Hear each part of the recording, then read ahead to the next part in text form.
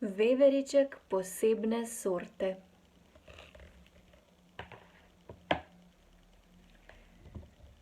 Tih aprilski dežek je rosil na smrekovje veveričjega gaja, ko je v rano jutro zavreščala šoja. Novica, velika novica! Veverica Puhanka je postala mama, skotila je 5 mladičkov. Je ni novice v gozdu, veste, ki bi je šoja ne izvedela prva. In seveda je morala tudi tole pri priči razkričati naokrog. Zajčja družina je veselo zamrdala z gobčki. Kar 5 novih veveric! Imenitno! Le brž naj zrastejo, da se bomo lahko skupaj lovili pa skrivali. Pa ne samo zajci, tudi miške, ki so velike prijateljice veveric, so se silno razveselile in radovedno oprezale pod košato smreko, kjer si je bila uredila Puhanka prijetno bivališče v topli duplini, visoko v krošnji. Puhanka, ki so se k njej pritiskali mladički, še vsi goli in nebogljeni, je seveda slišala navdušene klice od zunaj. Zadovoljno je mežikala in si predstavljala, kako veselo bo, ko bodo tem njenim nerodnim kepicam zrasli puhasti kožuščki in košati repki, ko se bodo njihove črne očke odprle in se radovedno razgledale naokrog.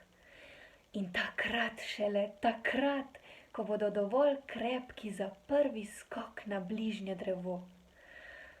In ko bodo znali z ostalimi zobki že mojstrsko oglodati storž in ga spretno zalučati tako, da bo priletel ravno lisici na bučo. Kako bo mama Puhanka ponosna. Tekli so pomladni dnevi. Veveričke so rasle in se krepile.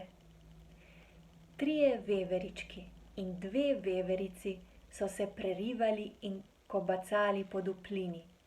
In potem je nekega sončnega jutra najkrepkejši veveriček pokukal na plan in se splazil na vejo.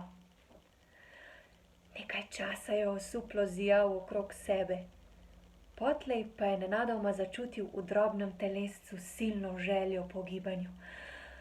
In sam ni vedel, kdaj in kako, pa se je že odgnal in v dolgem skoku pristal na veji bližnje bukve. Hej, juhu, je zacvilil in se veselo zahihital. Si me videla, mama? Ste me videli vi, vsi? Kako sem skočil! Mama Puhanka je bila spočetka nekoliko zaskrbljena, kot pač vse mame. Zmajevala je z glavo in klicala: Previdno, otroci, previdno! Zraven pa jo je seveda kar razganjalo od ponosa, ko sta se ojunačili še obe sestrici veverički in kar poleteli na bližnje drevo. Potlej se je odgnal še bratec. Hop! To je bilo smeha in veselega vzklikanja. Ampak najmanjši veveriček je še kar čepel na veji pred domačo duplino in se nerodno prekladal sem in tja.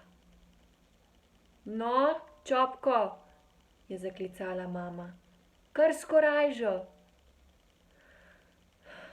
Čopko je negotovo pogledal mamo, potlej pa navzdol, kjer so na jasi globoko, globoko spodaj čakali 4 zajčki in ga spodbujali, naj že tvega prvi skok.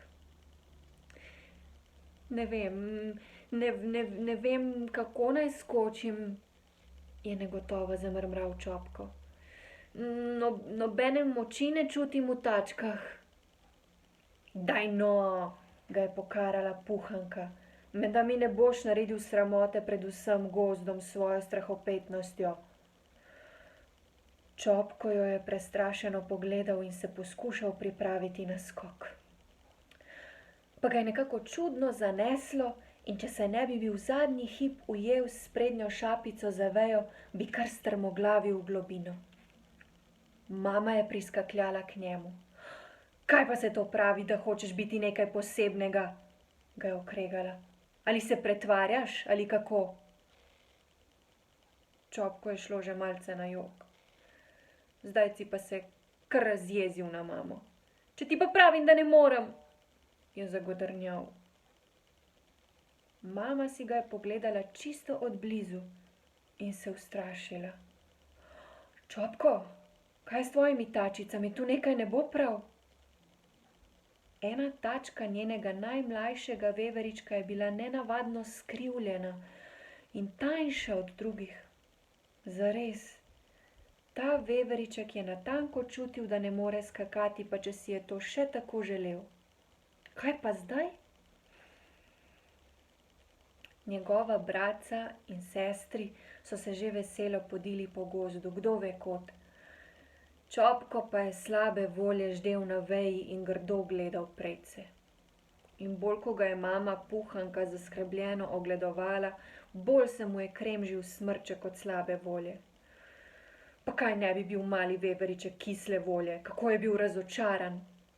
Pa še mama Puhanka se je na lepem začela jokati, ko ji je postalo jasno, da njen Čopko nikoli ne bo tak kot druge veverice.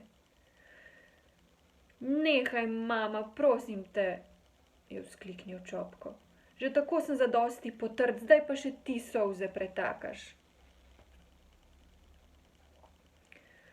Puhanka se je zatekla k svoji teti, modri Repli. Replja je bila seveda že izvedela za Čopkovo nesrečo. Šoja je bila dovolj glasna. Ves gozd je odmeval od njenega vreščanja. Ste slišali? Ste slišali? Najmanjši veveriček iz Puhankinega gnezda ne more skakati, ker mu je tačka čisto drugače zrasla. Le kaj bo s tem mladičkom? Stara Replja je najprej nahrulila Šojo. Zase se brigaj, klepetulja. Potlej pa se je resno zagledala Puhanki v objokane oči in rekla: Daj no, Puhanka, kot da je skakanje in plezanje edino, kar imajo veverice početi na svetu.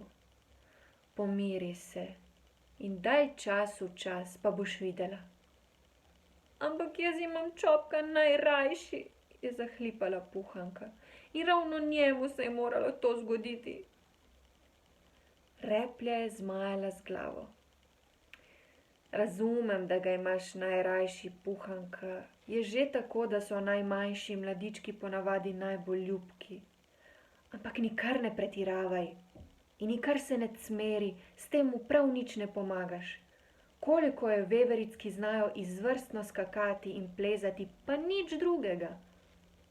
Zna biti, da bo imel ravno Čopko dovolj časa, da se nauči česa boljšega. Najboljše je skakanje, je trmoglavila Puhanka.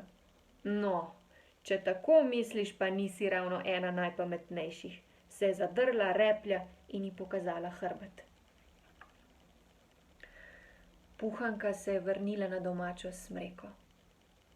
Ko pa je bila videla, kako Čopko nepremično ždi na veji kot kosmata kepica slabe volje, se je raje odpravila nabirat lanske storže, da se malo zamoti.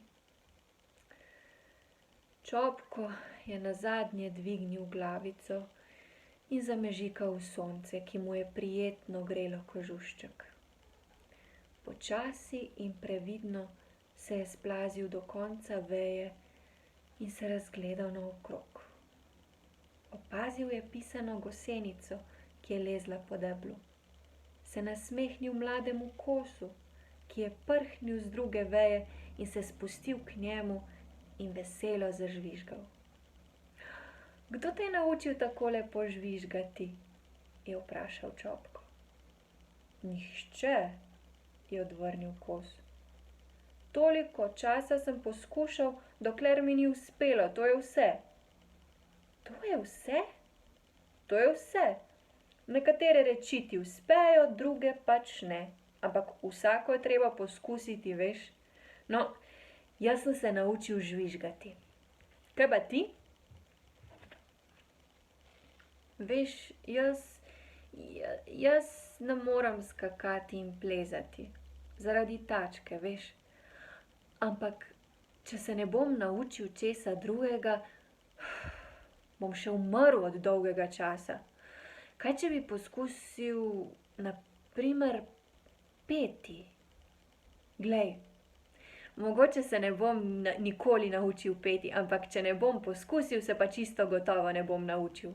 Veš kaj, kar poskusil bom. Čopko je odprl gobček in spustil iz sebe hripav cvileč glasek, tako da sta oba s kosom planila v smeh. Potlej je poskusil še enkrat in še enkrat in glasno zapel. In glej, njegov glasek je postajal vse bolj čist in prijeten in Čopko je sklenil, da bo poskušal peti vsak dan. Tekli so dnevi in Veveriček je poskušal to in ono. Naučil se je seštevati in odštevati lešnike v gnezdu. Naučil se je razločevati liste različnih dreves. Naučil se je opazovati življenje ptic, rož, drevja. Naučil se je napovedati vreme po vetru, po obliki oblakov, po cvetovih gozdnega kukavičnika.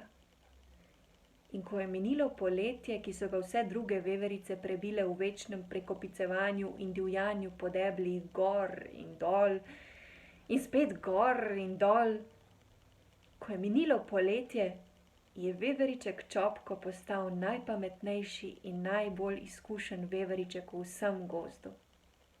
In ne boste verjeli, ker je nenehno poskušal peti, se je nazadnje tudi naučil prelepo prepevati.